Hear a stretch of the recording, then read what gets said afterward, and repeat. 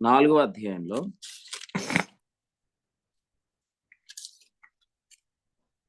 దేవుని వాక్యాన్ని మనం చదువుకున్నాం.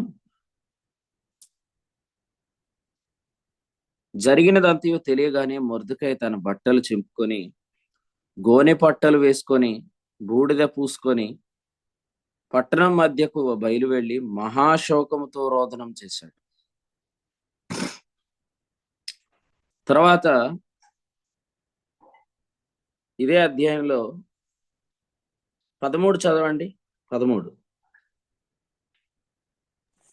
మొర్దెకై ఎస్తేరుతో ఇటు ప్రత్యుత్తరమిచ్చి, రాజనగరులో ఉన్నంత మాత్రము చేత యూదులందరికంటే నీవు తప్పించుకుందువని నీ మనస్సులో తలంచుకునవద్దు. నీవు ఈ సమయమందు ఏమీ మాట్లాడక మౌనంగా ఉన్న ఎడల యూదులకు సహాయమును విడుదలయు మరి ఒక దిక్కు నుండి వచ్చును గాని నీవును నీ తండ్రి ఇంటి వారును నశించుదురు. నీవు ఈ సమయమును బట్టి రాజ్యమునకు వచ్చితేవేమో ఆలోచించుకోమని చెప్పమనను. సో ఇది మొర్దెకై యొక్క కోపం. 4వ అధ్యాయం మొదటి వచనంలో మొర్దెకై యొక్క దుఃఖం. కోపముతో దుఃఖపడుతున్న మొర్దెకై లేదా దుఃఖము మరియు కోపము కలిగిన మొర్దెకైని మనం చూస్తున్నాం. సో నేను మధ్యాహ్నం జగన్నాథపురంలో ప్రభు ఇచ్చిన వర్తమానాన్ని బట్టి, అలాగే హైదరాబాద్ లో ప్రభు మాట్లాడుతున్న సందేశాన్ని బట్టి తెస్సలోనికీయులకు రాసిన 2వ పత్రిక 1వ అధ్యాయంలో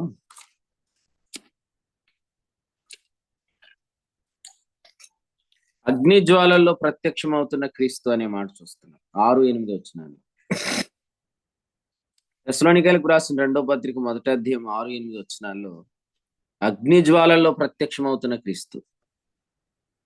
అగ్ని జ్వాల అనేది 2 కార్యాలు జరిగిస్తుంది. ఒకటి అగ్నిని, 2 పొగను అది కలుగు చేస్తుంది.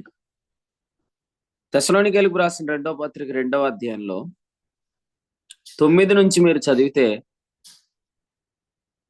ఇక్కడ అబద్ధం ఉంది లేదా దుర్నీతి ఉంది. ఆ దుర్నీతి యొక్క సూచనలు కూడా ఉన్నాయనే మాట చూస్తున్నాం. దుర్నీతిని అగ్నితో కాల్చివేయాలి, ఆ సూచనలను పొగచేత బంధించాలని ప్రభు మనతో మాట్లాడుతున్నారు. ఎస్తేరు గ్రంథం 4వ అధ్యాయం తెస్సలోనికీయులకు రాసిన 2వ పత్రిక దూరంగా ఉన్న గ్రంథాలేం కాదు. కారణం ఏంటంటే అక్కడ ఉన్న హామాను యూదులకు శత్రువు, ఇక్కడున్న యాంటీ క్రైస్ట్ కూడా యూదులకు శత్రువే. క్రీస్తు విరోధి ఆత్మ సంఘానికి శత్రువు, క్రీస్తు విరోధి ఇశ్రాయేలీలకు శత్రువు. ఇది మనం అర్థం చేసుకోవాలి. The spirit of the anti Christ is anti to the church. The anti Christ is anti to the Israel people అని మనం గమనించాలి. క్రీస్తు విరోధి ఇశ్రాయేల్ యూదులకు శత్రువు, క్రీస్తు విరోధి ఆత్మ సంఘానికి శత్రువు.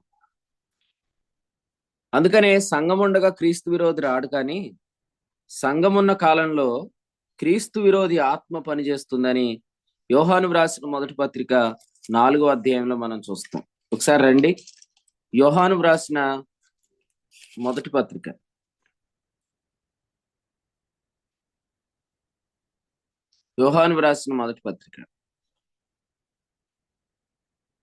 2వ అధ్యాయం 18వ వచనం, 4వ అధ్యాయం 3వ వచనం, 2వ వచనం చదువుతాం. 2వ అధ్యాయం 18, 4వ అధ్యాయం 2. చిన్నపిల్లలారా, ఇది కడవరి గడియ. క్రీస్తు విరోధి వచ్చునని వింటిరి కదా. ఇప్పుడును అనేకులైన క్రీస్తు విరోధులు బయలుదేరి ఉన్నారు. ఇది కడవరి గడియ అని దీన్ని చేత తెలుసుకొచ్చున్నాము. 4వ అధ్యాయం 2వ వచనం. యేసుక్రీస్తు శరీరధారి అయి వచ్చినని ఏ ఆత్మ ఒప్పుకొనునో అది దేవుని సంబంధమైనది. ఏ ఆత్మ యేసును ఒప్పుకొనదో అది దేవుని సంబంధమైనది కాదు. దీనిని బట్టియే దేవుని ఆత్మను మీరు ఎరుగుదురు. క్రీస్తు విరోధి ఆత్మ వచ్చునని మీరు విన్న సంగతి ఇదే. రైట్. ఇప్పుడు ప్రశాంత్ 2 వచనాలు చదివాడు. ఒకటి, క్రీస్తు విరోధి వచ్చునని వింటిరి. రెండవది, క్రీస్తు విరోధి ఆత్మ వచ్చునని వింటిరి. సో క్రీస్తు విరోధి వచ్చునని వింటిరి. ఆ క్రీస్తు విరోధి ఇంకా ప్రత్యక్షం కాలేదు. అయితే క్రీస్తు విరోధి ఆత్మ ఇప్పటికే లోకములో ఉన్నది. కారణం ఏంటంటే, నేను మళ్ళీ చెప్తున్నాను, క్రీస్తు విరోధి ఇశ్రాయేలీలకు శత్రువు, క్రీస్తు విరోధి ఆత్మ సంఘానికి శత్రువు.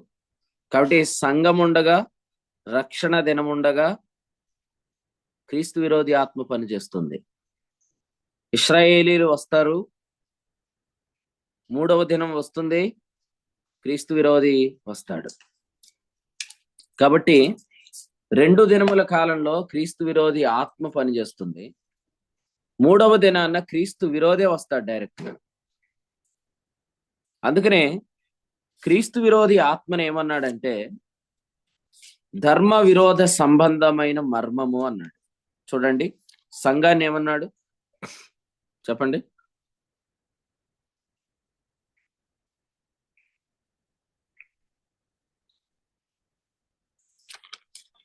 సంఘాన్ని ఏమన్నాడు?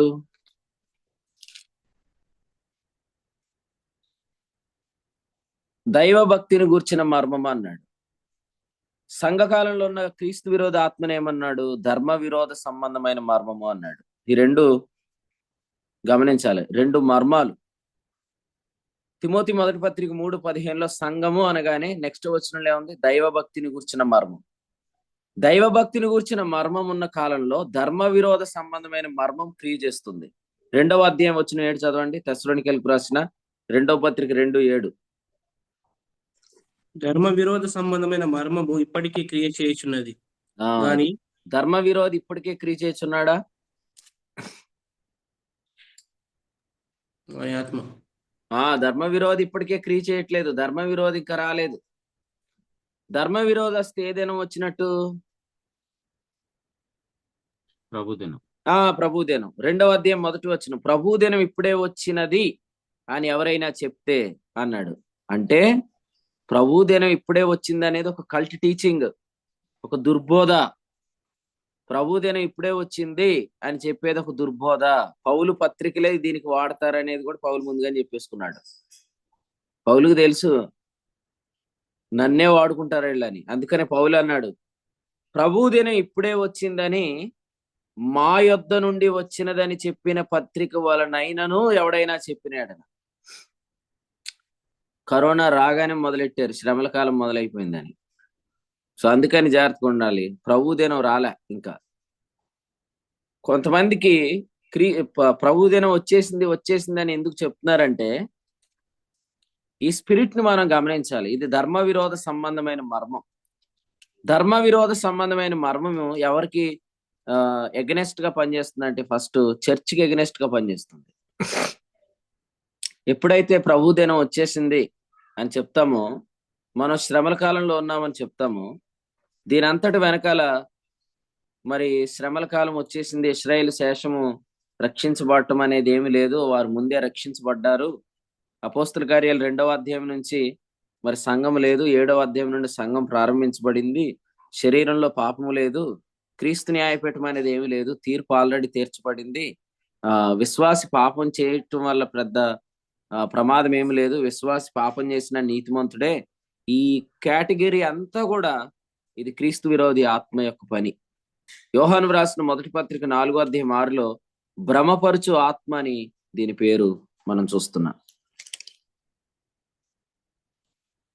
ఇప్పుడు చెప్పండి, మొర్దెకై ఒకటి దుఃఖపడుతున్నాడు మహాశోకంతో, 2వది ఎస్తేరు మీద చాలా కోపంగా రిప్లై ఇచ్చాడు. 30 రోజుల నుంచి రాజుని కలవటానికి నేను వెళ్ళలేదని ఆమె చెప్పగానే, ఒకవేళ నువ్వు అక్కడ ఉన్నావని తప్పించుకుంటావు అనుకుంటున్నావేమో, ఈ సమయానికే నీవు వచ్చావు అనే విషయాన్ని చాలా సీరియస్ గా చెప్పాడు. మీరు మార్క్స్ వార్త 3వ అధ్యాయంలో ఈ ఎక్స్ప్రెషన్ చూడండి, అగ్ని జ్వాలలో ప్రత్యక్షమయ్యే క్రీస్తు గురించి ఒక మాట చూద్దాం. మార్క్స్ వార్త 3వ అధ్యాయం, 3వ అధ్యాయం వచనం 5,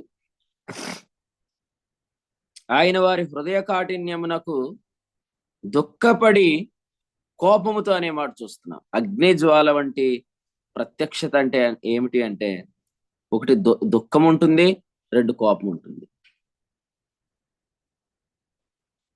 ఈ ఎక్స్ప్రెషన్ మీ మీద లేదంటే మీరు అగ్ని జ్వాల కాదు అని అర్థం. ఈ ఎక్స్ప్రెషన్ మీ మీద ఎప్పుడు ఉంటుందంటే దుర్నీతిని మీరు ద్వేషిస్తే ఉంటుంది. మరి జగన్నాథపురం మెసేజ్ తప్పకుండా వినండి. నిన్న మధ్యాహ్నం వండర్ఫుల్ మెసేజ్ వచ్చింది.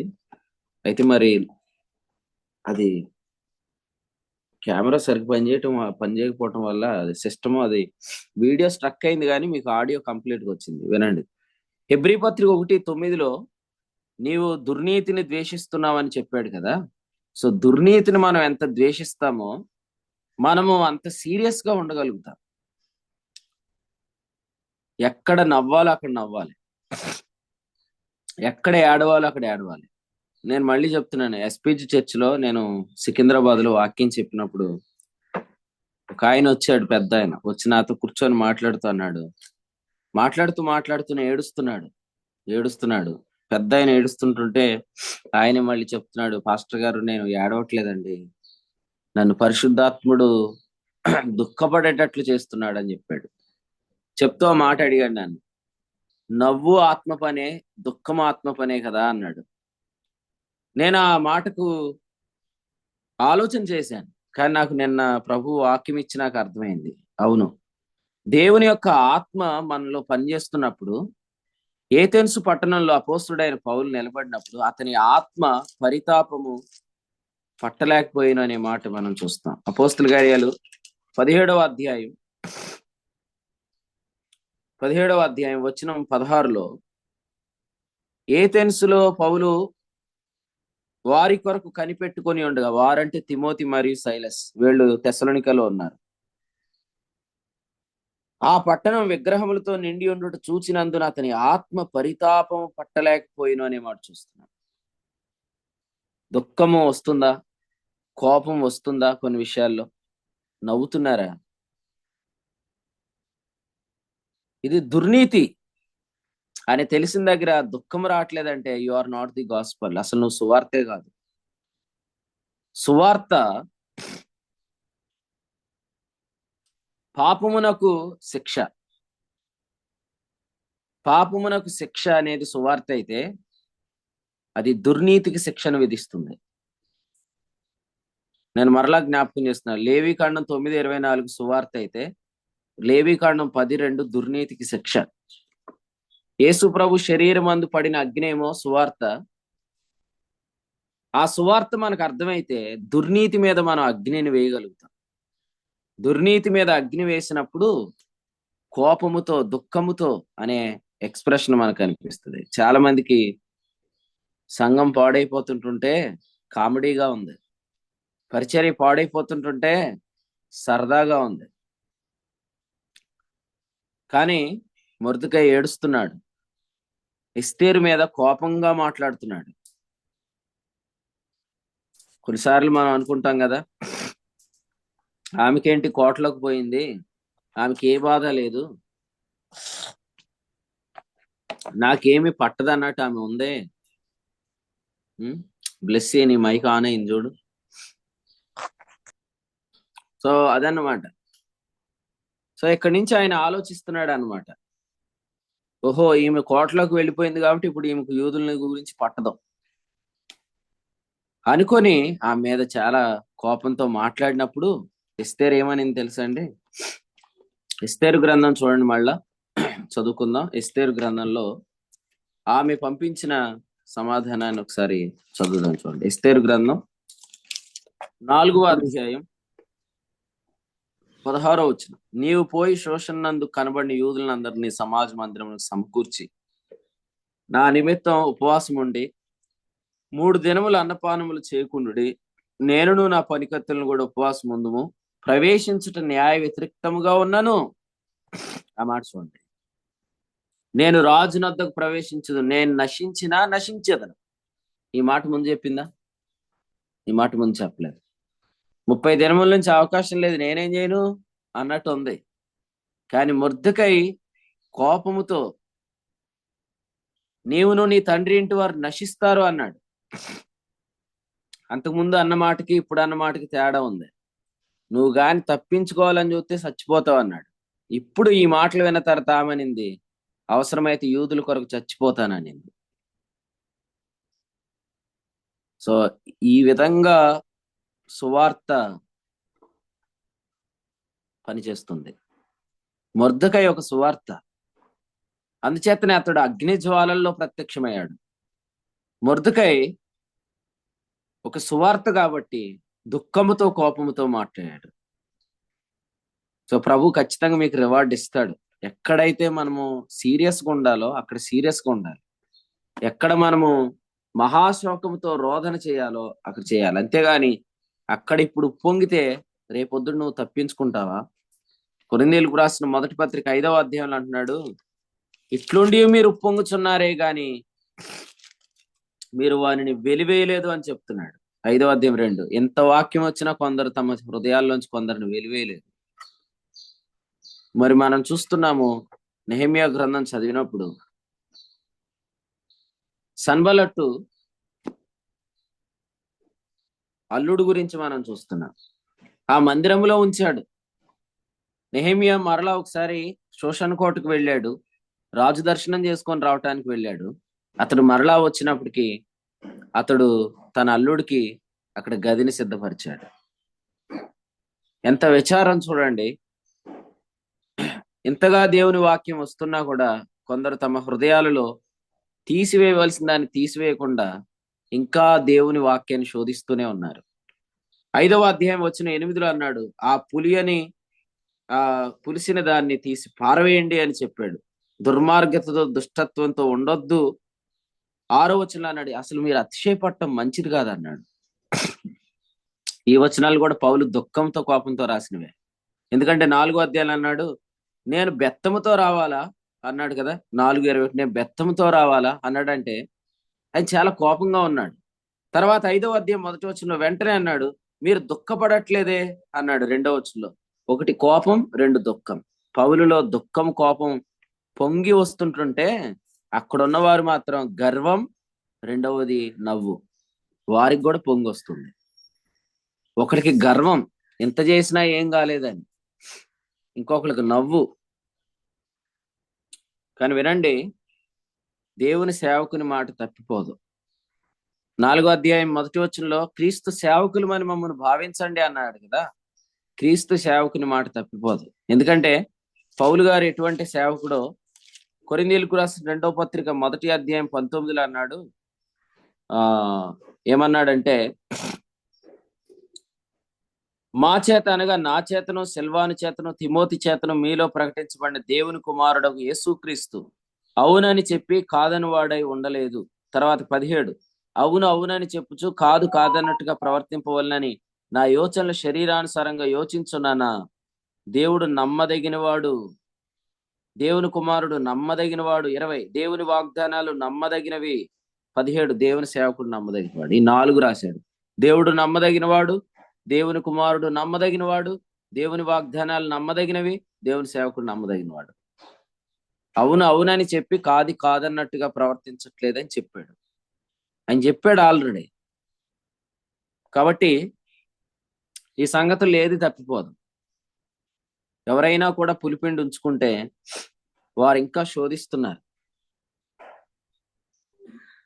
తీసి పారవేయండి అని పౌలు గారు చెప్తున్నారు. మీరు పొంగుతున్నారు, అతిశయపడటం మంచిది కాదు.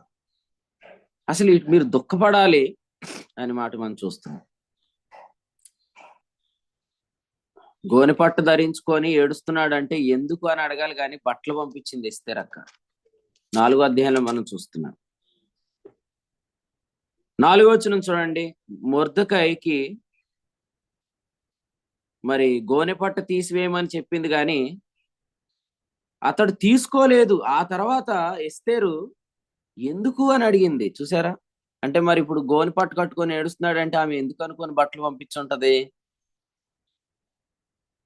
30 రోజుల గురించి మనం చదివాం కదా. అంటే 1 నెల అయిపోయింది సుమారు అనుకుందాం. కోటలో నేను వెళ్ళిపోయాను, మా బాబాయిని పట్టించుకోవట్లేదు, మా అన్నయ్యని పట్టించుకోవట్లేదు మొర్దెకైని. ఒకవేళ అందుకు బాధపడుతున్నాడేమో, అందుకని గోనెపట్టు కట్టుకున్నాడేమో, బట్టలు పంపించండి, బట్టలు ఏవేమో అన్నట్టు పంపించింది. ఇప్పుడు చూడండి, ఆ వస్త్రాలను అతడు తీసుకోలేదు అనే మాట చూస్తున్నాం. తీసుకోలేదా విసిరేశాడా నాకు తెలీదు. నేనైతే విసిరేశాడు అనుకుంటాను అంతే. దావీదుతో ఊరి ఏమన్నాడు? నేను ఇంటికి వెళ్ళి పడుకోవడానికి ఇది సమయమా అన్నాడు. ఎలీషా గెహజీతో ఏమన్నాడు?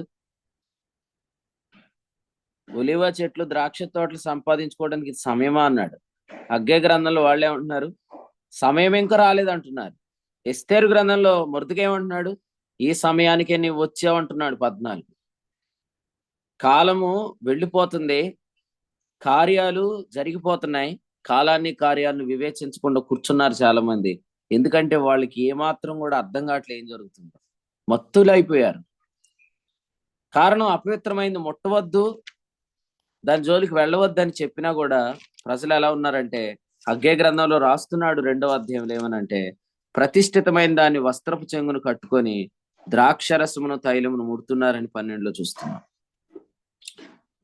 ప్రత్యేకంగా ఉండండి అని కొరింథీయులకు రాసిన 2వ పత్రిక 6వ అధ్యాయంలో 18వ వచనంలో మాట్లాడుతూ అన్నాడు, మనం జీవము గల దేవుని ఆలయమై ఉన్నాము.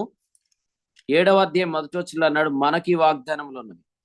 నేను కూడా మీతో చెప్తున్నా, ఈ పరిచర్లో దేవుడు మనకు చాలా వాగ్దానాలు ఇచ్చాడు. ఆ వాగ్దానాలు నెరవేరాలంటే మీరు ప్రత్యేకంగా ఉండండి. మీ వస్త్రములను అపవిత్రపరచుకోవద్దు. కారణం, తెల్లని వస్త్రములు ధరించుకొని మీరు మాతో సంచరించాలంటే మీరు వస్త్రాలు అపవిత్రపరచుకోవద్దని వాక్యం చెప్తుంది. కాబట్టి ఏది కలపొద్దు, ఏది తీసేయాలో అది తీసి పారవేయాల. అతిశయిస్తున్నారా? నవ్వుతున్నారా? ఆలోచన చేయండి.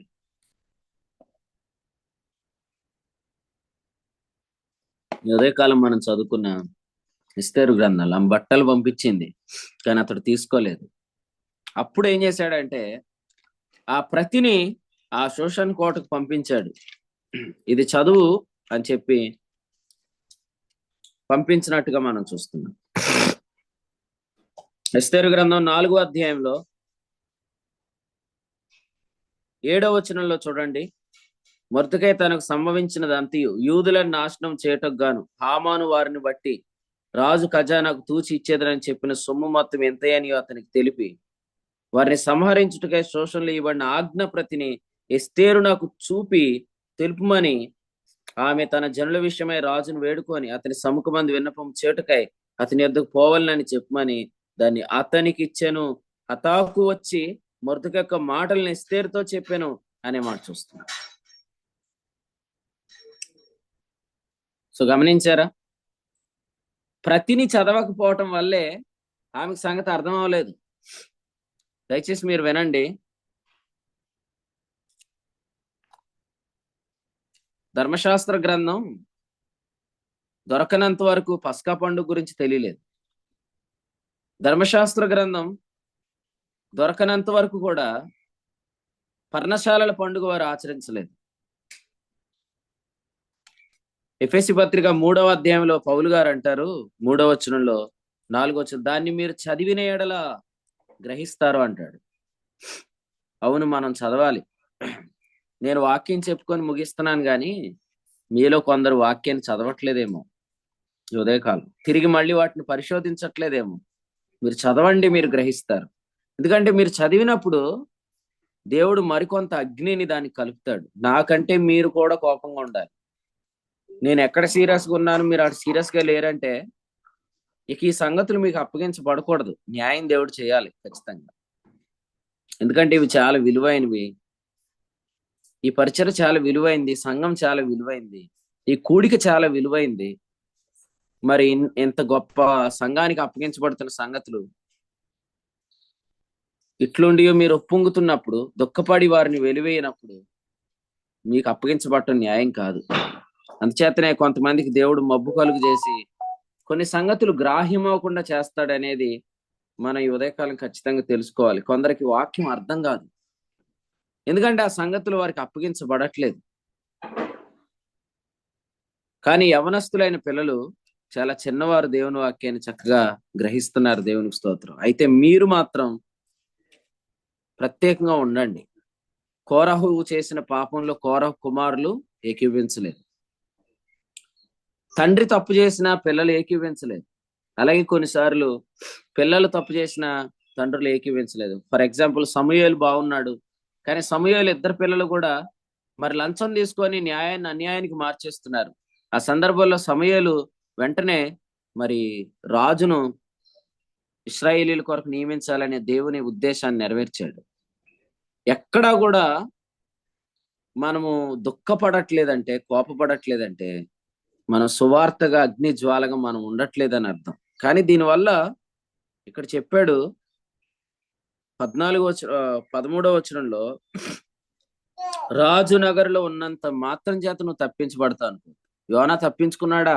ఓడలో ఉన్నవాడు. యోనా తప్పించుకోలేదు. ఎస్తేరు కూడా నువ్వు ఓడలో ఉన్నా, సండే స్కూల్లో పాట పాడతారు, ఆకాశంలో ఉన్నా నీవు అక్కడికి వస్తావు, పాతాళంలోకి పోయినా, సముద్రంలోకి పోయినా నీవు అక్కడికి వస్తావు, నీ సన్నిధి నుండి దూరంగా నేను ఎక్కడికి వెళ్ళగలను. కీర్తన గ్రంథంలో చెప్పిన మాట. నీ సన్నిధి నుండి దూరంగా ఎక్కడికి వెళ్ళినా ప్రభు అరెస్ట్ చేస్తాడు. మనం చూస్తున్నాం కదా, తప్పులు చేయటం, బ్యాంకుల్లో డబ్బులు ఆక్రమించటం, విదేశాలకు పారిపోతున్నారు. కేసులు ఉన్నాయంటే విదేశాలకు పారిపోతున్నారు. కొంతమంది ఎయిర్పోర్ట్ లోనే పట్టేసుకుంటున్నారు.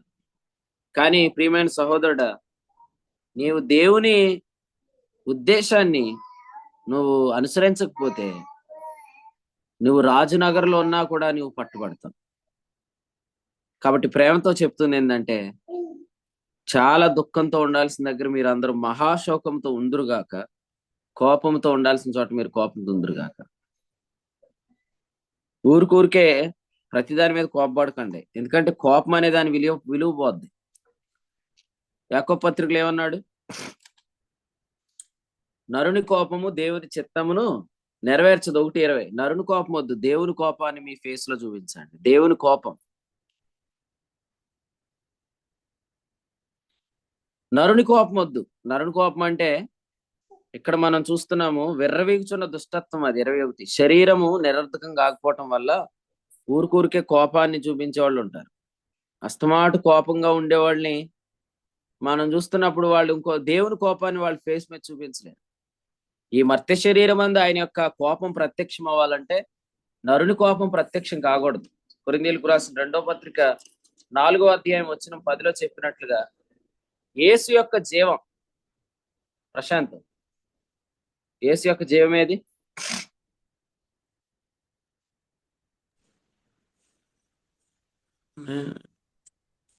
యేసు యొక్క జీవం అనోక్ గారిని అడుగు ఒకసారి చెప్తారు. చెప్పండి అన్న మిమ్మల్ని అడుగుతున్నాడు, యేసు యొక్క జీవం ఏదని అడుగుతున్నాడు, చెప్పండి.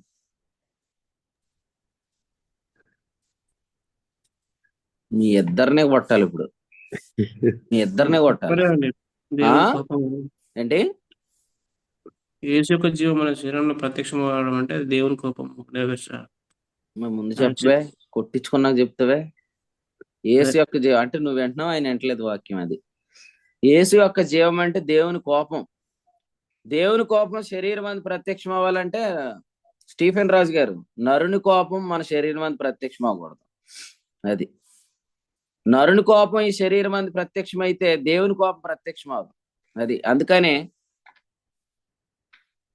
అస్తమాటు మీరు కోపంగా ఉండొద్దు. అవసరమైన కోపం మిస్ అయిపోయిద్ది అన్నమాట. కాబట్టి సిద్ధపరచండి, మీ శరీరం మీద యేసు యొక్క ముద్రలే కనపడాలి. గలతీయులకు రాసిన పత్రికలో మనం చదువుతున్నాం కదా, 6వ అధ్యాయంలో పౌలు గారు ఏమన్నారు? 17వ వచనం, యేసు యొక్క ముద్రలు నా శరీరం అందు ధరించి ఉన్నాను అన్నాడు. ఇప్పుడు స్టీఫెన్ రాజు గారు ఉన్నాడు అనుకోండి, బాగా సీరియస్ గా ఉన్నాడు అనుకోండి, జకరియా గారు అడుగుతున్నారు ఏంటంటే ఆయన అంత కోపంగా ఉన్నాడు అని. అప్పుడు నేను అన్నాను, ఏం లేదండి, ఇక్కడ ఉన్నవాళ్ళు వాక్యం సరిగ్గా ఎంటలేదు, ఆయన కోపగించాడంటే. అప్పుడు జకరియా గారు అన్నారు, అబ్బాబ్బా అదేం కాదండి బాబు, ఆయన ఇంకో విషయంలో కోపగించాడు, ఇది కాదు అన్నాడు అనుకో. దాని అర్థం ఏంటి అంటే, రాజుగారు అత్తమాట కోపంగా ఉంటున్నాడు కాబట్టి దేవుని కోపం అనేది ఆయన శరీరం అంత ప్రత్యక్షం అవట్లేదు, లేదా అయినా కూడా జకరియా గారికి అర్థం కావట్లేదు. అది వాసన్న, నమస్తే అన్న. నమస్తే. చెప్పండి. మీకు కోపం వస్తుందా? అసలే వస్తుందా? ఎవరైనా చూసారు వాసన కోపం రావటం?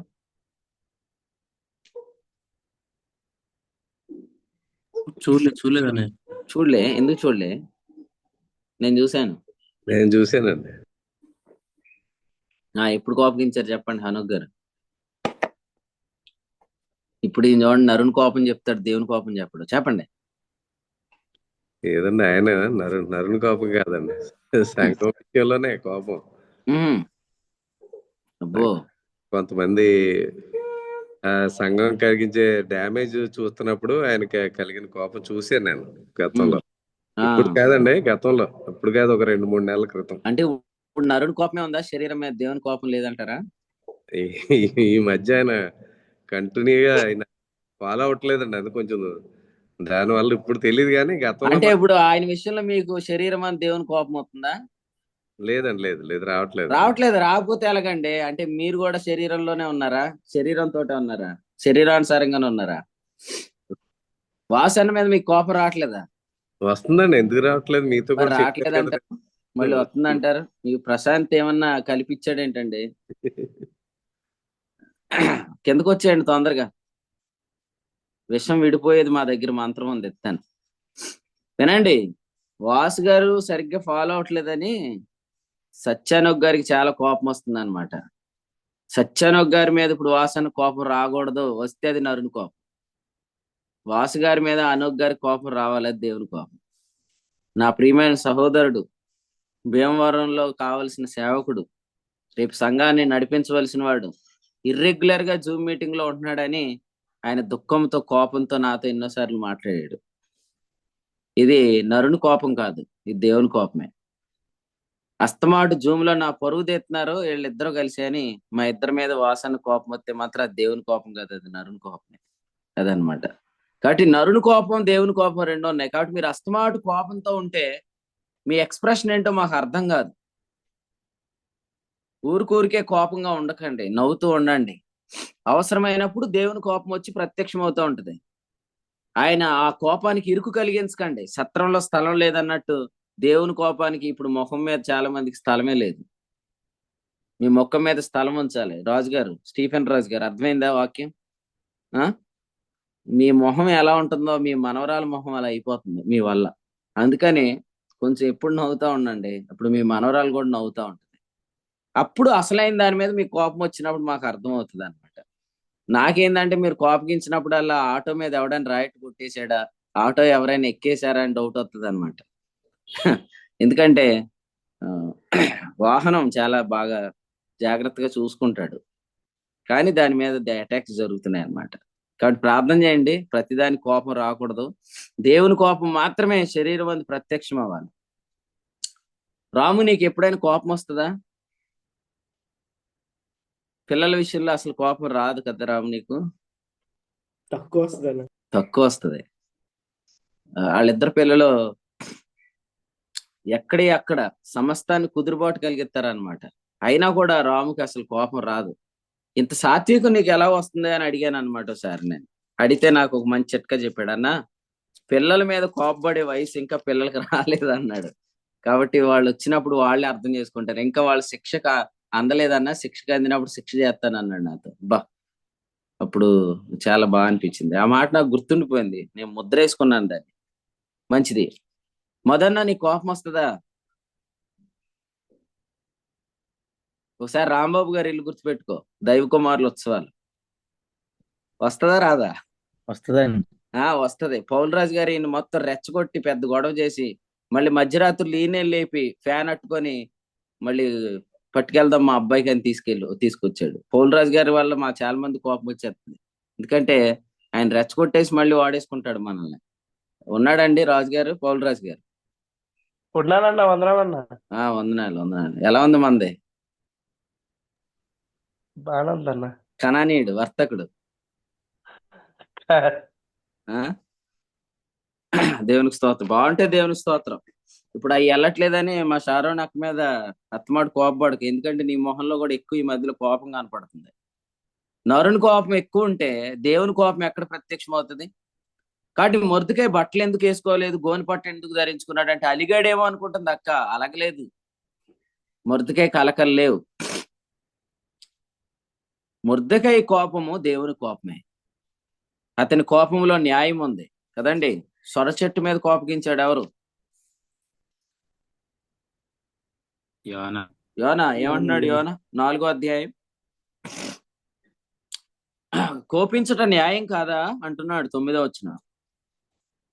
దేవుడు అంటున్నాడు, ఈ సొర చెట్టుని గురించి నీవు కోపించట న్యాయమా అంటున్నాడు. నేను కూడా అడుగుతున్నాను, ఎందుకు కోపపడుతున్నాం? ఎందుకు దుఃఖపడుతున్నాం? ఖచ్చితంగా దానికి అర్థం ఉండాలి. మన ప్రభు చూడండి, నా తండ్రి ఇంటిని కూర్చిన ఆసక్తి నన్ను భక్షించుచున్నది అని చెప్పాడు. చాలా మంచి అలవాటు చాలా మందిలో ఉంది. నేను ప్రభుని ఎంత స్తుతిస్తున్నాను. యోహాను సువార్త 2వ అధ్యాయంలో మన ప్రభు త్రాళ్లతో కొరడాలు చేశాడు. 15వ వచనం. గొర్రెలు ఎడ్లు దేవాలయంలో తోలివేశాడు. వ్యాపారాన్ని ఇక్కడి నుంచి తీసేయండి అని చెప్పాడు. వాక్యం నిమిత్తం చేరి వచ్చిన ప్రియులను వ్యాపారాలకు వాడుకుంటున్న వారు అందరూ గుర్తుపెట్టుకోండి. నేను మొదటి నుంచి చెప్తున్నాను ఈ పరిచర్యలో, ఇక్కడికి మనం వచ్చింది వాక్యం నేర్చుకోవడానికి. కాబట్టి అందరూ కూడి వచ్చారు కాబట్టి ఇక్కడ మనం ఎవరిని వ్యాపారానికి వాడకూడదు. అసలు ఇందులో అలాంటి అవకాశం వస్తే కూడా వాడుకోవద్దు. కారణం ఏంటంటే దేవుని మందిరంలో వ్యాపారం ఉండకూడదు. జకర్యా గ్రంథం ఆఖరి అధ్యాయం ఆఖరి వచనంలో చెప్పాడు, యెహోవా మందిరంలో వర్తకుడు ఉండకూడదు అని చెప్పాడు. మన పరిచర్యలో మనకు వాక్యం అందిస్తున్న వారు మన పైన నాయకులు కాబట్టి ఎబ్రీ 13:17 మనం ఏది చేస్తున్నా వారికి తెలియపరచడం అనేది చాలా ముఖ్యమైన పని. ఎందుకంటే ఆ తర్వాత ఏది జరిగినా కూడా మొత్తం ప్రయాసతో కట్టుకున్న పరిచర్య అంతా మరి క్రింద ఉన్న వాళ్ళు చేసే తప్పుడు నిర్ణయాల వల్ల పాడైపోతుంది. అయితే దేవుడు వారిని వదిలిపెట్టడు. రాజు నగరనందు ఉన్నంత మాత్రం చేత నువ్వు తప్పించుకోలేవు అని చెప్పినట్లుగా మనము గమనిస్తున్నాం అన్నమాట. దేవునికి మనం స్తోత్రం చెల్లిద్దాం. ఈ రోజు మనకు మొర్దెకైలు ఉన్నారు. మొర్దెకై అంటే సువార్త, మొర్దెకై అంటే అగ్ని జ్వాల. అసలే సువార్తగా ఉండాలంటే మనం చేయాల్సిన పని ఏంటంటే సియోను కొండ మీద నిలబడి ఉంటే చాలు, అంతే. ప్రకటన గ్రంథం 14వ అధ్యాయం 1వ వచనంలో రాసినట్లుగా సియోను కొండ మీద నిలబడి ఉంటే చాలు. సియోను కొండ మీద నిలబడి ఉండటమే సువార్త. So the posture of the gospel, the picture of the gospel is to stand on the mount of Zion అన్నమాట. సియోను కొండ మీద నిలబడి ఉండటమే సువార్త. ఈ సియోను కొండ మీద నిలబడి ఉన్న వారిని 17వ అధ్యాయం ప్రకటన గ్రంథంలో అన్నాడు 14 నమ్మకమైన వారు అన్నాడు. ఎందుకంటే వారు 2 కొండల మీద కాలు వేయలేదు, వారు సియోను కొండ మీద నిలబడ్డారు. నిజంగా ఆదికాండంలో మనం చదువుకున్న వాక్యాన్ని బట్టి 19వ అధ్యాయంలో అబ్రహాము దేవుని సన్నిధిని నిలబడి ఉంటుండగా, సియోను కొండ మీద నిలబడి ఉంటుండగా, తనకు దేవుడిచ్చిన పిలుపులో నిలబడి ఉంటుండగా, ఆ సువార్తగా నిలబడి ఉంటుండగా 19వ అధ్యాయంలో మనం చూస్తున్నాము, సొదొమ గొమొర్రా వైపు అతడు చూస్తున్నాడు. ఆ ప్రదేశం అంతా పొగ కనిపిస్తుంది. 28వ వచనం. దుర్నీతి కాలిపోయినట్లుగా, దాని సూచనలు ఆ పొగ చేత బంధించబడినట్లుగా.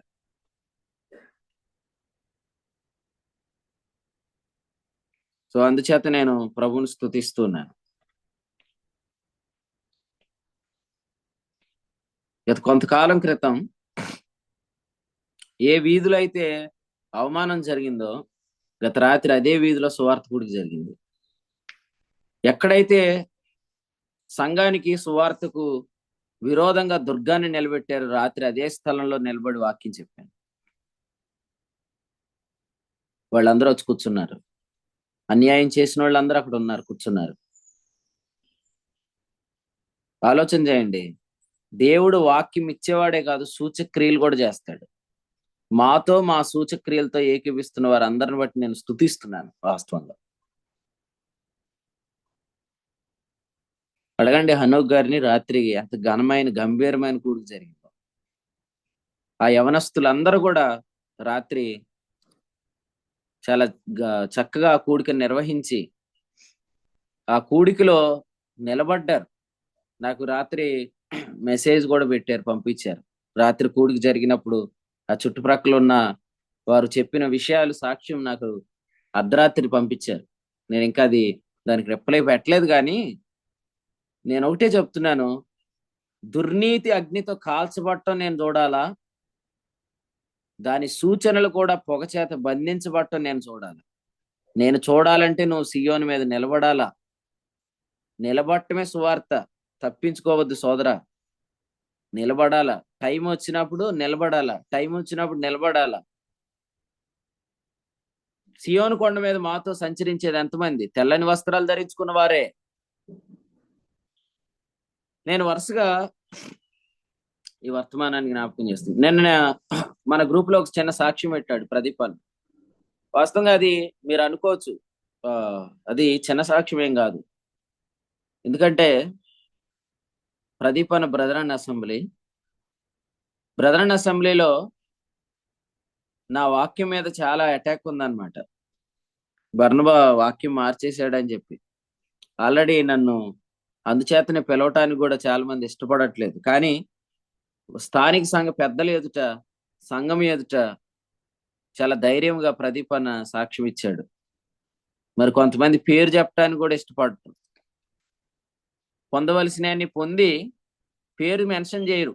ఎందుకంటే ఈ పేరు మెన్షన్ చేస్తే కొందరు రారు అని ఒక ఆలోచన కూడా ఉంది. నేను అంటాను, పౌలు గారు ఇలా అంటాడు, మా వలన మీరు ఆత్మ సంబంధమైనవి పొందుకున్నారు, మీ వలన మేము శరీర సంబంధమైనవి పొందుకునుట. ఏమన్నాడు? గొప్ప కార్యమా అన్నాడు కదండి 9వ అధ్యాయంలో, 9వ అధ్యాయం 11లో కదా. ఆత్మ సంబంధం పొందుకొని పేరు చెప్పడానికి కూడా కొంతమంది, అన్న మీరు నాకు కూడా చెప్తారు, అన్న ఏమనుకోవద్దు అన్న, మేము మీ పేరు చెప్పట్లేదన్నా, మీ పేరు చెప్తే వాళ్ళు రారు వీళ్ళు రారు అంటారు. చెప్పండి, ఇది కృతజ్ఞతేనా? ఇది న్యాయమేనా? ఇందులో దుర్నీతి ఉంది. రేపొద్దు నుంచి కొన్ని ఆటంకాలు ఉంటాయి పేరు చెప్తే.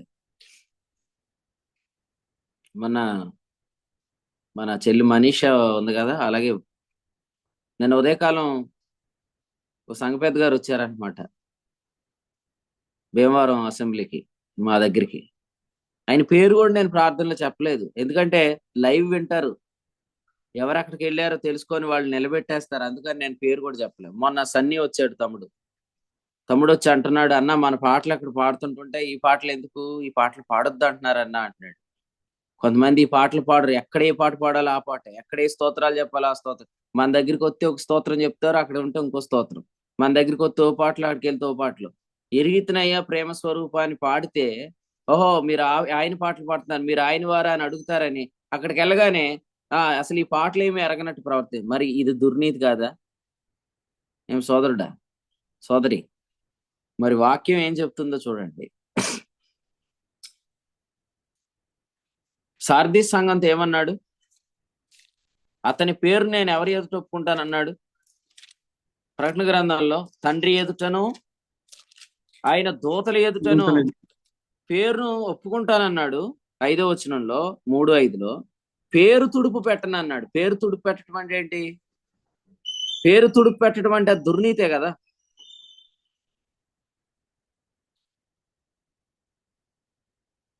కానీ ధైర్యంగా సియోను కొండ మీద నిలబడాలి.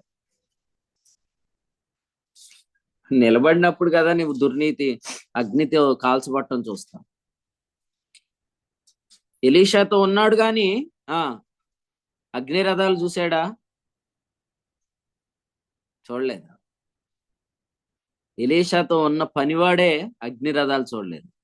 నేను కూడా చెప్తాను, మాతో ఉన్నవారు చాలా మంది సూచనలు చూస్తున్నారు, మాతో ఉన్న చాలా మంది అద్భుతాలు చూస్తున్నారు. ఇంకా నువ్వు సియోను కొండ మీద సరిగ్గా నిలబడకపోతే సహోదరుడా నీవు తప్పించుకోలేవు. రాజునగరు నందు ఉన్నంత మాత్రం చేత తప్పించుకోలేవు. ఇక నేను ముగించే ముందు, మన ప్రభు అయిన యేసుక్రీస్తు ఆ మందిరంలోకి వెళ్ళి వాటిని విసిరివేస్తున్నప్పుడు అలాగే మరి నెహెమియా వచ్చి ఆ గదిలో నుంచి సన్బలట్టు ఎవరినైతే అల్లుడుగా అక్కడ ఉంచాడో అతని యొక్క వస్తువులన్నీ పడేస్తున్నప్పుడు ఈ వస్తువు ఎవరిదని అడుగుతాడు. అక్కడ రేపొద్దున అలాగే ఈ వ్యాపారంలో పెట్టుబడి ఎందుకు పెట్టావని నిన్ను అడుగుతాడు. రెండవది, ఈ వస్తువు నీదెందుకు ఇక్కడ ఉంది అని అడుగుతాడు. కాబట్టి మీవేవి కూడా సంఘాన్ని పాడు చేసే దగ్గర ఉండకూడదు, వస్తువులతో సహా, ధనంతో సహా. పరిచర్య పాడు చేసే వాళ్ళు ఎవరైతే ఉన్నారో, సువార్తకు ఆటంకంగా ఎవరైతే నిలబడ్డారో వాళ్ళకి ఖచ్చితంగా ఫోన్ చేసి చెప్పేయండి, వెంటనే మాకు ఇచ్చేసేయండి. కారణం ఏంటంటే మీ దగ్గర ఉంటే రేపు ప్రభు మమ్మల్ని కూడా లెక్క, మేము మీకు సహకారం కాదని చెప్పాలి. సియోను కొండ మీద అలాగూ నిలబడితే తప్ప, నువ్వు పూర్తిగా నిలబడితే తప్ప, ఎందుకంటే హృదయాన్ని పరిశోధించేది నేను కాదు. ఫిబ్రవరి పత్రిక 4వ అధ్యాయంలో ఉంది, ఆయన దృష్టికి కనబడని సృష్టమేది లేదు. 13వ వచనం, మన దేవుని కన్నులకు సమస్తం మరుగులేక తేటగా కనపడుతుంది. ఆయన చూస్తాడు, పూర్తిగా నిలబడ్డా అని అడుగుతాడు. పూర్తిగా నిలబడ్డాడని నేను అంటున్నాను, లేదు లేదు లేదు, నిలబడలేదు. సియోను కొండ మీద పూర్తిగా నిలబడలేదు, ఇంకొక కాలు వేసాడు అందు మీద. అది తీసేదాకా అతనికి నేను పొగను చూపించను, అగ్నిని చూపించను. కాబట్టి కొందరికి కొన్ని మరుగైపోతాయి, కొందరికి ప్రభు కొన్ని చూపించడం. కారణం వారిలో దుర్నీతి ఉంది, అది ప్రభువుకి తెలుసు. ప్రభు వారికి చూపించకపోవటం వల్ల ఆ తర్వాత మనం తెలుసుకోవచ్చు వీరిలో దుర్నీతి ఉందని. గమనించుకుంటూ కొనసాగుదాం. ప్రభు మనకు సహాయం చేయను గాక. ముఖ్యంగా దుర్నీతితో మనం సాంగత్యం చేయకుండా ఉంటే మనకు రావాల్సిన వర్తమానం మనకు వస్తుంది. కపటం లేకుండా ఉంటే మనకి ఇవ్వాల్సిన సందేశం ప్రభు మనకి ఇస్తూనే ఉంటాడు. కాబట్టి మీరందరూ నిష్కాపట్యం గలవారుగా ఉండాలని నేను ప్రార్థన చేస్తున్నాను. కపటం లేని వారికి ఉండాలి, దుర్మార్గత లేని వారికి ఉండాలి, దుష్టత్వం లేని వారికి ఉండాలి, పులిపిండి లేని వారికి ఉండాలి. సేనాయి సంబంధమైన షేనారు వస్త్రం ఉండకూడదు, వస్త్రమే ఉండకూడదు, అది కూడా తీసి పారవేయండి. ప్రభు కోరుకుంటున్న ఈ యథార్థత, నిష్కాపట్యం మనం కలిగి ఉంటే బొత్తిగా సేనాయి తీసివేయబట్ట నువ్వు చూస్తావు, అది అగ్ని చేత కాల్చబట్ట నువ్వు చూస్తావు. దట్టమైన పొగ అందులో నుంచి లేచి మరి అది సూర్యుడిని, వాయుమండలమును కమ్మటం మనం చూస్తాం. ఇటువంటివన్నీ మీరు చూడాలా వద్దా? 128వ కీర్తనలో ఏమన్నాడు? నీ జీవిత కాలంలో యెరూషలేమున క్షేమం కలుగుట నీవు చూడాలి. మరి మన జీవిత దినాల్లో పరిచర్య అభివృద్ధి చెందడం చూడాలి, కానీ మన జీవిత దినాల్లో యూదులకు హామాన్ లాంటి వాళ్ళ వల్ల హాని కలగటం మనం చూడకూడదు. ఇందుకే మనం ఈ సమయానికి వచ్చాం. ఎందుకు బర్త్డే చేసుకున్నాం?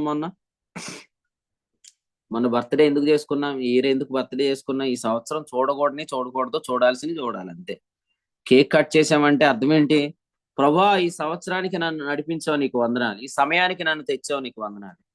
ఈ సంవత్సరంలో నేను చూడకూడనివి చూడకూడదు, చూడవలసినవి చూడాలి. నీ సంఘానికి క్షేమం కలగటం చూడాలి, నీ సంఘమునకు కీడు చేసిన వారికి కలుగుతున్న అన్యాయం చేసిన వారికి తగులుతున్న ఆ ప్రతిఫలం నేను చూడాలి అని మనం అనుకుంటే చాలు, మన కన్నులకు ప్రభు దాన్ని కనుపరుస్తాడు. కాబట్టి ఈ 2 విషయాలు మనం గుర్తుపెట్టుకుందాం. మొర్దెకై సువార్తగా ఉన్నాడు, మొర్దెకై అగ్నిజ్వాలగా ఉన్నాడు. అతని కోపం, అతని దుఃఖం 2 కలిసి ఎస్తేరుకు అందాయి. ఎస్తేరు కూడా ఇప్పుడు ఉపవాసం ఉంది. ఏం జరుగుతుందో రేపటి అధ్యాయంలో మనం విందాం. ప్రభు ఈ తలంపులు మనందరి వినికిడిలో దీవించును గాక. మీరందరూ కూడా సీరియస్ గా ఉండాల్సిన దగ్గర సీరియస్ గా ఉండండి. ప్రతిదానికి కోపపడకండి. దైవ కోపాన్ని కూడా మీ శరీరం అందు అవకాశం ఏంటి, యేసు ముద్రలు ధరించండి.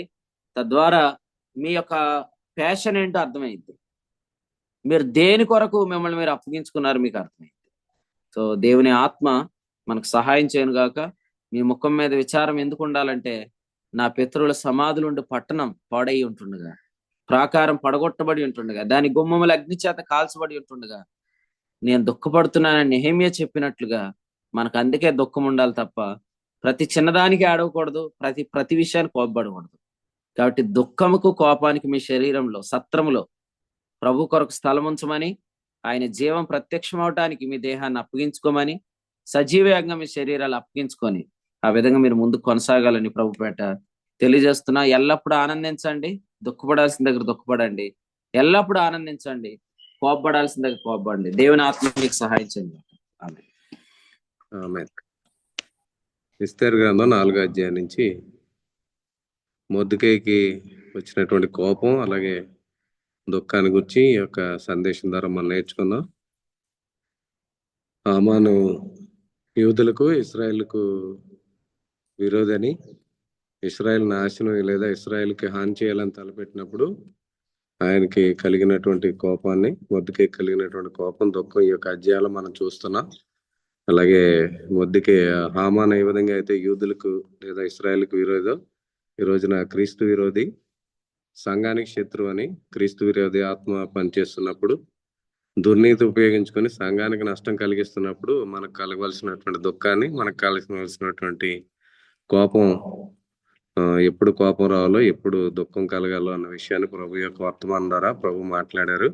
అపోస్తులైనటువంటి పౌలు గారికి సంఘం పట్ల ఆయనకి ఎంత ఆసక్తి ఉందో, సంఘానికి నష్టం జరుగుతున్నప్పుడు ఆయన ఏ విధంగా కోపించాడో, ఏ విధంగా దుఃఖపడ్డాడో అన్న విషయాన్ని జ్ఞాపకం చేస్తూ, అలాగే ప్రభు అయినటువంటి యేసుక్రీస్తు వారు కూడా మరి ఆయన మందిరాన్ని వ్యాపార పీల్లుగా మార్చినప్పుడు ఆయన ఏ విధంగా కోపపడ్డారో, ఆయన దుఃఖించవలసిన సమయంలో ఏ విధంగా దుఃఖించారో జ్ఞాపకం చేస్తూ, మనం కూడా సంఘానికి నష్టం కలుగుతున్నప్పుడు మనం కూడా మొద్దుకాయ అనగా సువార్తని, మనం కూడా సువార్త అనే సియోను కొండకు చేర్చబడినటువంటి మనం స్థిరంగా నిలబడి ఈ సియోను కొండ మీద ఉన్నప్పుడు మనం దుర్నీతిని అగ్నిజ్వాలలో ప్రత్యక్షమైనట్టుగా మనం కూడా దుర్నీతిని కాల్చేవారుగా, మన నుంచి దట్టమైనటువంటి పొగ మరి వచ్చినట్లుగా మనం సంచరించాలన్న విషయాన్ని ప్రభు యొక్క వర్తమానం ద్వారా ప్రభు మాట్లాడారు. కాబట్టి ప్రభు యొక్క జీవం, యేసు యొక్క జీవం మన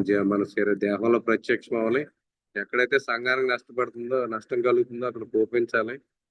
సంఘానికి నష్టం కలుగుతున్నప్పుడు మనం దుఃఖించేవారుగా ఉండాలని ప్రభు కలిగినటువంటి ఈ మనసే మీకు కలిగి ఉండండి అని చెప్పినట్లుగా, ప్రభు ఏ విషయంలో అయితే సంతోషిస్తాడో ఆ విషయంలో సంతోషించేవారుగా, ఏ విషయంలో అయితే ఆయన దుఃఖపడతాడో ఆ విషయంలో దుఃఖపడేవారుగా మనం కూడా ఉండాలని ప్రభు యొక్క వర్తమానం ద్వారా సేవకులను వాడుకొని అందించారు. అందుని బట్టి ప్రభుని స్తుతిస్తూ శ్రేష్టమైన వర్తమానం అందించిన సేవకులకు కూడా కొడుకు పక్షి వందనాలు తెలియజేస్తున్నాం. ఈరోజు సాయంత్రం నల్లజర్లలో నూతనంగా ప్రారంభించబడుతున్న మందిరము, అక్కడ జరిగే ప్రత్యేకమైన సువార్త కొడుకు మరి ప్రిల్ శ్యాంబాబు గారు అందరిని ఆహ్వానించారు. కాబట్టి సాయంత్రం అందరూ ఆ ప్రాంతానికి మిమ్మల్ని అందరూ రావాలని ప్రేమతో ఆహ్వానిస్తున్నాం. జరిగే కొడుకు ప్రార్థన చేయండి. అలాగే రేపు రాత్రికాల సమయంలో జరిగే వాచ్ నైట్ సర్వీస్, అలాగే జనవరి 1వ తేదీ జరిగే కొడుకుల కొరకు ప్రార్థన చేయండి. అందరూ కూడా పాల్గొనడానికి ప్రయత్నం చేయండి. ఈ సమయంలో ముగింపు ప్రార్థనతో కొడుకు ముగింపు చేసుకుందాం. ఎవరైనా ప్రార్థన చేయాలని మరి ప్రేరేపణ కలిగిన వారు ప్రార్థన చేసినట్లయితే కూడికి ముగింపు చేసుకుందాం. కూడికలు ఇప్పటి వరకు నిలిచి వాక్యం ఉన్న ప్రియులందరూ కూడా వందనాలు తెలియజేస్తున్నాం. పరిచయలో ఏ విధాలుగా సహకరిస్తున్న ప్రియులు కూడా వందనాలు తెలియజేస్తున్నాం. ఎవరైనా ముగింపు ప్రార్థన చేసినట్లయితే కూడికి ముగింపు చేసుకుందాం.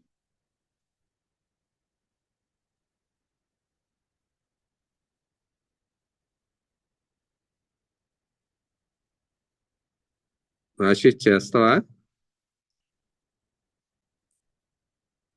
నేను బయట ఉండి సరిగా వినలేదు వాక్యం. సరే సరే, ఎవరన్నా ప్రార్థన చేయండి.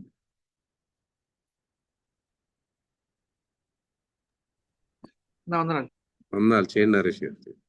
సర్వకృపానిధికి మా తండ్రి, శ్రీమంతుడైన మా దేవ, మీకు వందనాలు స్తోత్రాలు చెల్లిస్తున్నాం. నాయన మీ కుమారులమైనటువంటి మమ్మల్ని ప్రేమించి నాయన ప్రతిదినం మీ ప్రత్యక్షత ద్వారా నాయన మీరు మాకు అనుగ్రహిస్తున్నటువంటి నాయన జీవాన్ని బట్టి పూర్వకమైనటువంటి కృతజ్ఞత స్తుతులు చెల్లిస్తున్నాం. నాయన మమ్మల్ని ప్రేమించి నాయన ప్రతి లేఖనంలో ఉన్నటువంటి మా ప్రభువును గురించినటువంటి సంగతులు నాయన మీరు మాకు ప్రత్యక్షపరుస్తున్నందుకై మీ స్తోత్రాలు చెల్లిస్తున్నాం. ప్రత్యేకంగా నాయన ఈ ఉదయకాలపు వేళ మరి ఎస్తేరు గ్రంథం 4వ అధ్యాయంలో నుండి నాయన మీరు మాతో మాట్లాడిన నాయన సంగతులను బట్టి మా హృదయపూర్వకమైనటువంటి కృతజ్ఞతాస్తుతులు చెల్లిస్తున్నాం. నాయన మొర్దెకై నాయన సువార్తగా ఉన్నాడని, నాయన అగ్ని జ్వాలగా ఉన్నాడని, నాయన అందుకే దుఃఖముతో కోపముతో నాయన మాట్లాడాడన్న సంగతులు మీరు జ్ఞాపకం చేసినందుకై మీ స్తోత్రాలు చెల్లిస్తున్నాం.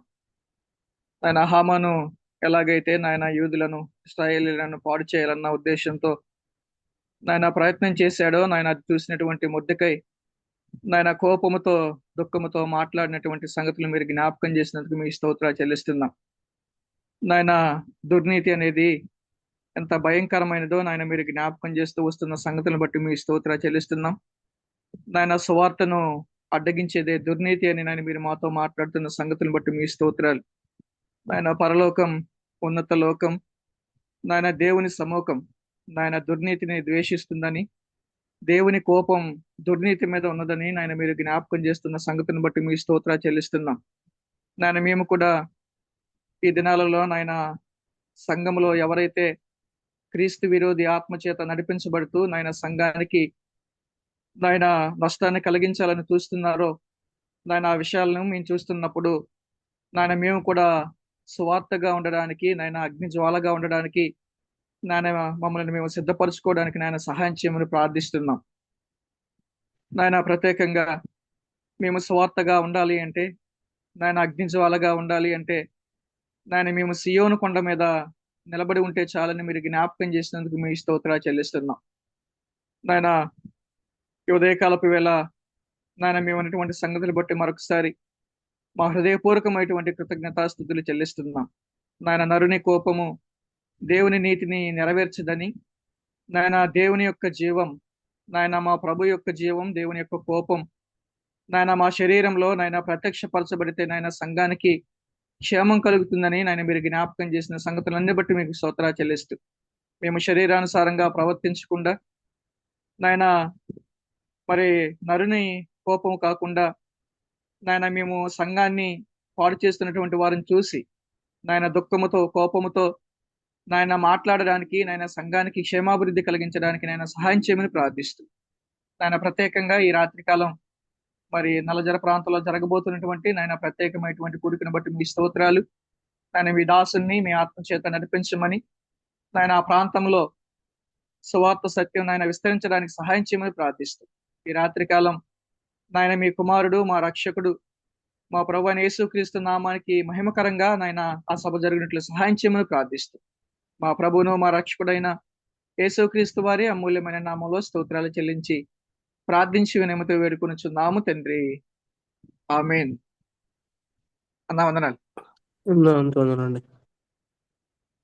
ముగింపు ప్రార్థన చేసిన ప్రియులు నరేష్ గారికి, కూడికలో ఉన్న ప్రియులందరికీ వందనాలండి. ఒకరికొకరు వందనాలు తెలియజేసుకుని కూడిక ముగింపు చేసుకున్నాం.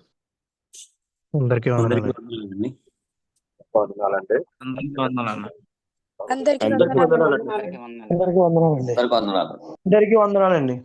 అందరికీ వందనాలండి. అందరికీ మన ప్రభు అయిన యేసుక్రీస్తు నామములో వందనాలు.